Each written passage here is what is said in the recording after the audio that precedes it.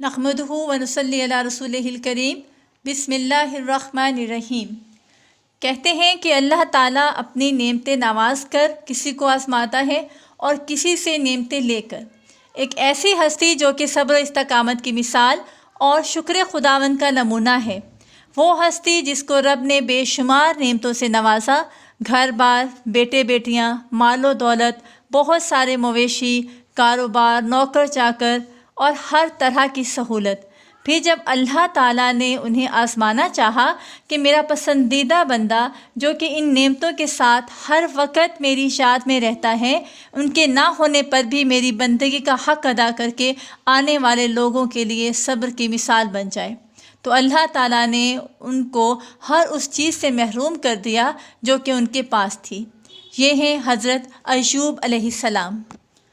حضرت ایوب علیہ السلام حضرت اسحاق علیہ السلام کی اولاد میں سے ہیں اور ان کی والدہ ماجدہ حضرت لوط علیہ السلام کے خاندان سے ہیں۔ اللہ تعالیٰ نے آپ کو آپ کی قوم سوران کی طرف مبعوث فرمایا جو کہ ملک شام میں رہائش پذیر تھے۔ اللہ تعالیٰ نے آپ کو ہر طرح کی نعمتوں سے نوازا، صحت و تندرستی، حسن صورت اور مال و دولت کی کثرت بھی، بے شمار مویشی اور کھیت و باغات وغیرہ آپ سب کے مالک تھے۔ جب اللہ تعالیٰ نے آپ کو آزمائش اور امتحان میں ڈالا تو آپ کا مکان گر پڑا اور آپ کے تمام فرزندان جن کی تعداد 7 تھی، 7 بیٹے اور 7 بیٹیاں، سب کے سب نیچے دب کر مر گئے۔ تمام جانور جن میں سینکڑوں اونٹ اور ہزارہا بکریاں تھیں سب مر گئے۔ تمام کھیتیاں اور باغات بھی برباد ہو گئے، غرض کہ آپ کے پاس کچھ بھی باقی نہ رہا اور آپ فقیر ہو گئے۔ کتنی بڑی آزمائش ہے کہ تمام بیٹے، تمام بیٹیاں، تمام جانور، مال و اسباب سب کچھ ختم ہو گیا۔ اور جب آپ کو ان چیزوں کے ہلاک و برباد ہونے کی خبر دی جاتی تھی تو آپ حمد الہی کرتے اور شکر بجا لاتے تھے اور فرماتے تھے کہ میرا کیا تھا اور کیا ہے، جس کا تھا اس نے لے لیا، جب تک اس نے مجھے دے رکھا تھا میرے پاس تھا، جب اس نے چاہا لے لیا، میں ہر حال میں اس کی رضا پر راضی ہوں۔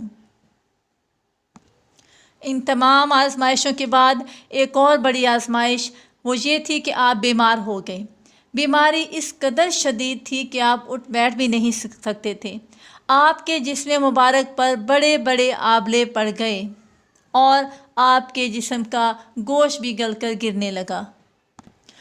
آپ کی آزمائش انتہا کو پہنچ چکی تھی۔ آپ کی اس تکلیف کے دوران تمام اصحاب نے آپ کا ساتھ چھوڑ دیا، اس خوف سے کہ کہیں یہ بیماری ان کو بھی نہ لگ جائے۔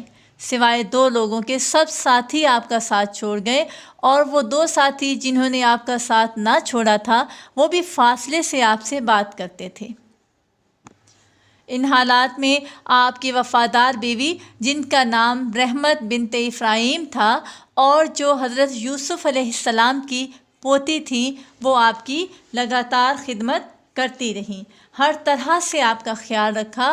وہ آپ کو اپنے ہاتھوں سے کھلاتی اور پلاتی اور نہلاتی تھیں۔ پھر نوبت یہاں تک پہنچی کہ آپ کا سارا مال بھی ختم ہو گیا، تو اس وفادار بیوی نے اجرت پر لوگوں کے گھروں میں کام کرنا شروع کر دیا تاکہ کچھ کما کر لائے اور اپنے خاوند پر خرچ کر سکے۔ یہ آزمائش کا دور چند دن یا چند ماہ کا نہیں تھا بلکہ 12 سال پر محیط تھا، اور ایک قول ہے کہ یہ عرصہ 18 برس تک کا تھا۔ آپ کا صبر عروج پر تھا، کبھی آپ نے شکوہ بھی نہ کیا تھا۔ ایک بار بیوی نے ہمت کر کے آپ سے کہا کہ آپ اللہ تعالیٰ کے رسول ہیں، آپ اللہ تعالیٰ سے دعا کریں کہ وہ آپ کو صحت و تندرستی عطا فرمائے اور آپ کے حالات ٹھیک ہو جائیں۔ تو آپ علیہ السلام نے فرمایا کہ ہم 80 سال کا عرصہ خوشحالی اور فراوانی مال و دولت میں رہے ہیں۔ مجھے اللہ تعالیٰ سے دعا کرتے ہوئے حیا آتی ہے کہ اتنا لمبا عرصہ میں نے خوشحالی میں گزارا، لیکن اس حال میں تو بہت کم عرصہ ہوا ہے۔ اگر 80 سال تک بھی اس تکلیف میں رہا تو صبر پر قائم رہوں گا اور رب سے صحت و تندرستی اور مال کی فراوانی کی دعا نہیں کروں گا۔ آپ کا جواب سن کر آپ کی بیوی رحمت بنت افراہیم مایوس اور اداس ہو گئیں اور کہنے لگیں کہ پھر یہ مشکل گھڑیاں کب ختم ہوں گی اور کچھ مایوسی کا اظہار کیا۔ اس بات سے چونکہ اللہ تعالیٰ کی ناشکری ہوتی تھی تو حضرت ایوب علیہ السلام ناراض ہو گئے اور قسم کھائی کہ اگر اللہ تعالیٰ نے مجھے شفا عطا فرمائی تو میں آپ کو 100 کوڑے ماروں گا۔ دوسری طرف نوبت یہاں تک پہنچی کہ لوگوں نے آپ کی بیوی کو بھی کام دینے سے انکار کر دیا کہ کہیں ان کے شوہر کی بیماری ان لوگوں تک بھی نہ پہنچ جائے۔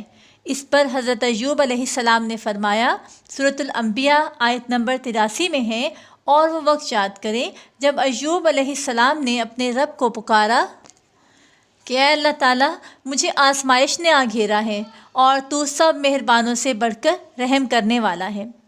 اللہ تعالیٰ نے سورۃ صاد آیت نمبر 41 میں حضرت ایوب علیہ السلام کی حالت کو یوں بیان فرمایا ہے، اور ہمارے بندے ایوب علیہ السلام کا بھی ذکر کرو، جبکہ اس نے اپنے رب کو پکارا کہ مجھے شیطان نے رنج اور دکھ پہنچایا ہے۔ یعنی آپ نے اس بیماری کو اللہ تعالیٰ کی طرف منسوب نہیں فرمایا بلکہ اسے شیطان کی طرف منسوب کیا۔ حدیث مبارکہ میں ہے، اے اللہ، برائی آپ کی طرف سے نہیں ہے۔ حضرت ایوب علیہ السلام نے اپنے رب کو پکارا تو اللہ تعالیٰ نے انہیں شرف قبولیت بخشا اور آزمائش کو ختم کر دیا۔ اللہ تعالیٰ سورۃ صاد آیت نمبر 42 میں فرماتے ہیں کہ اپنا پاؤں مارو، یہ نہانے اور پینے کے لیے ٹھنڈا پانی ہے۔ روایت ہے کہ جب آپ خدا کی آزمائش میں پورے اترے اور امتحان میں کامیاب ہو گئے تو آپ کی دعا مقبول ہوئی، اور ارحم الراحمین نے حکم فرمایا کہ اے ایوب علیہ السلام، اپنا پاؤں زمین پر مارو۔ آپ نے زمین پر پاؤں مارا تو فوراً ایک چشمہ پھوٹ پڑا۔ حکم الہی ہوا کہ اس پانی سے غسل کرو۔ چنانچہ آپ نے غسل کیا تو آپ کے بدن کی تمام بیماریاں دور ہو گئیں۔ پھر آپ 40 قدم دور چلے تو دوبارہ زمین پر قدم مارنے کا حکم ہوا، اور آپ کے قدم مارتے ہی پھر ایک دوسرا چشمہ نمودار ہو گیا جس کا پانی بے حد ٹھنڈا، بہت شیریں اور نہایت لذیذ تھا۔ آپ نے وہ پانی پیا تو آپ کے باطن میں نور ہی نور پیدا ہو گیا اور آپ کو اعلیٰ درجے کی صحت اور نورانیت حاصل ہو گئی۔ آپ کی زوجہ محترمہ جب باہر سے گھر آئیں تو بالکل نہ پہچان سکیں، اور حضرت ایوب علیہ السلام سے فرمانے لگیں، کیا آپ نے میرے خاوند جو مرض میں مبتلا تھے ایوب علیہ السلام ان کو کہیں دیکھا ہے؟ اللہ کی قسم، جب میرے خاوند صحت مند تھے تو بالکل آپ جیسے تھے۔ اس پر حضرت ایوب علیہ السلام بولے، کیا تم نے مجھے پہچانا نہیں؟ میں تمہارا شوہر ایوب ہوں۔ اس پر ان کی بیوی نے سبحان اللہ کہا، رب کا شکر بجا لائی کہ آزمائش کا لمبا عرصہ کٹ گیا۔ اللہ تعالیٰ نے آپ کی تمام اولاد کو دوبارہ زندہ فرما دیا اور آپ کی بیوی کو دوبارہ جوانی بخشی، اور آپ کی کثیر اولاد ہوئی۔ روایت کے مطابق ہے کہ آپ کے 26 بیٹے ہوئے، اور آپ کا تمام ہلاک شدہ مال اور مویشی اور اسباب و سامان بھی آپ کو مل گیا، بلکہ پہلے جس قدر مال و دولت کا خزانہ تھا اس سے کہیں زیادہ مل گیا۔ امام بخاری، امام احمد بن حنبل اور دیگر محدثین نبی کریم صلی اللہ علیہ وآلہ وسلم سے روایت بیان کرتے ہیں کہ نبی کریم صلی اللہ علیہ وسلم نے انہیں فرمایا کہ جب حضرت ایوب علیہ السلام غسل فرما رہے تھے تو ان پر ٹڈیوں کی موسلا دھار بارش ہونے لگی۔ وہ سونے کی ٹڈیاں تھیں۔ حضرت ایوب علیہ السلام نے ان کو ایک کپڑے میں اکٹھا کر لیا۔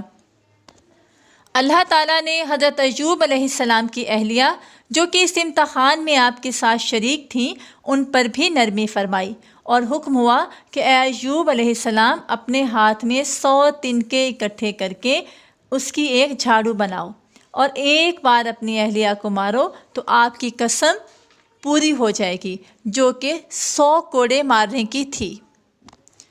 حضرت ایوب علیہ السلام کے اس واقعے امتحان میں یہ ہدایت ملتی ہے کہ اللہ تعالیٰ کے نیک بندوں کا بھی اللہ تعالیٰ کی طرف سے امتحان ہوا کرتا ہے، اور جب وہ امتحان میں کامیاب اور آزمائش میں پورے اترتے ہیں تو اللہ تعالیٰ قدوس ان کے مراتب درجات میں اتنی اعلیٰ سربلندی عطا فرما دیتا ہے کہ کوئی انسان اس کو سوچ بھی نہیں سکتا۔ اور اس واقعہ سے یہ سبق بھی ملتا ہے کہ امتحان کی آزمائش کے وقت صبر کرنا اور خداوند عالم عز و جل کی رضا پر راضی رہنا، اس کا پھل کتنا اچھا، کتنا میٹھا اور کس قدر لذیذ ہوتا ہے۔ واللہ تعالی عالم۔